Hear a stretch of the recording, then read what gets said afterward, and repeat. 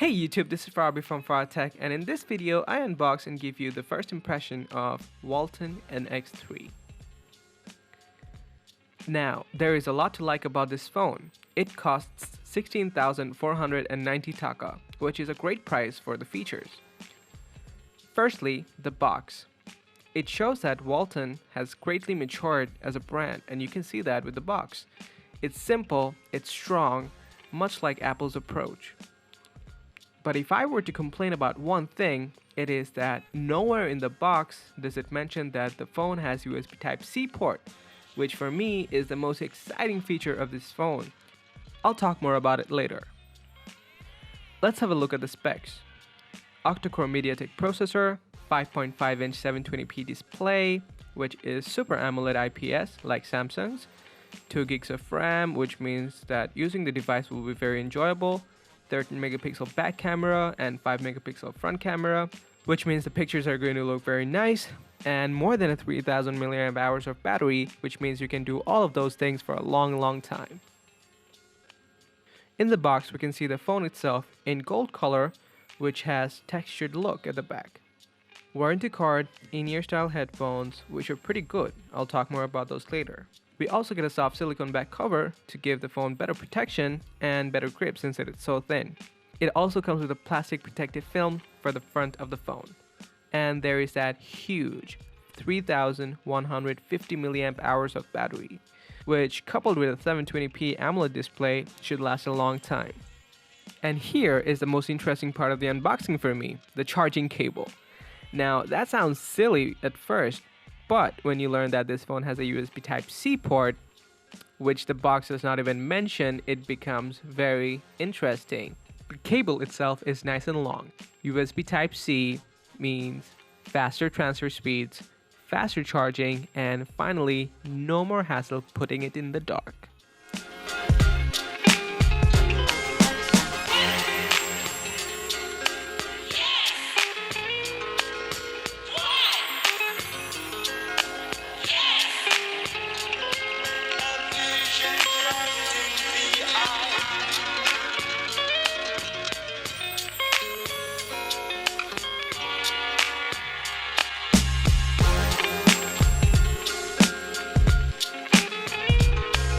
I'm not quite sure what UI this is, but it feels quite similar to MIUI. But I think it's a little lighter, so performance should be really good. Let's charge the device up before I test it out. Not having to worry about the charging port makes life so much easier. Okay, now that it's charged up, let's have a closer look at this device. The phone is very thin. The sides look like metal, but I think it's matte plastic. But the device looks very pretty. The buttons are in the right spots for a large device for one-handed use. The back has crosshatch textured look, along with the 13 megapixel camera, LED flash, and Walton logo. The bottom has 3 usual capacitive touch buttons, which unfortunately do not light up, and it took me a few days before I got used to the layout coming from a smaller phone, but it's really easy to get used to. Under those is the microphone hole and the USB Type-C port. Let's have a look at the headphones. Usually the first thing I do when I get a phone is throw away the headphones that come with them. They lack bass, they sound tinny, and are just cheaply made. I gave these a shot and I was actually surprised. Like, I could actually listen to these. There was enough bass, and although the mids were a bit shallow, it is certainly more than a last resort. If I were to complain about these headphones, it would be that the cable is very rubbery, so much so that it's always going to get tangled, and the provided ear tips were a bit too big for my ears. But then again, I have smaller ear canals than regular people, so it will probably fit you alright. But these are really minor issues, especially considering the headphones sound good. This is a 5.5-inch display. It's big. It makes my 5-inch Mi-3 look small. But it wasn't really uncomfortable to use. The buttons are in good position regardless of which hand the phone is in. It is a bit difficult to reach all corners though, but the bezels are thin, so it's really the large screen size. Looking into CPU-Z, we see it has 8 cores at 1.3 GHz, only one of which is working right now, since I'm not doing anything, so this should preserve battery life a lot, and the battery should last long when idle. Spec confirmation with the box: 267 dpi is not that great. Ideally, you would want to have 300 to 330, but it is not a deal breaker. We have Lollipop 5.1, lithium-ion battery, and a few sensors.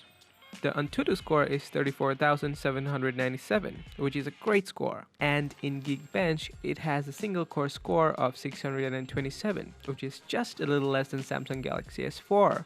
And a multi-core score of 2,836, which is more than Galaxy S5 with Snapdragon 801. All social media apps run without any problems whatsoever. I wanted to play some of the popular games like Asphalt 8, but those games need to download a 100 megabyte file every 5 minutes, and I really got frustrated and I stopped playing those. So I played this very simple, very fun game, Dumb Ways to Die 2. The gameplay is smooth as expected, but the deep colors for the AMOLED display and the large screen really makes it very enjoyable.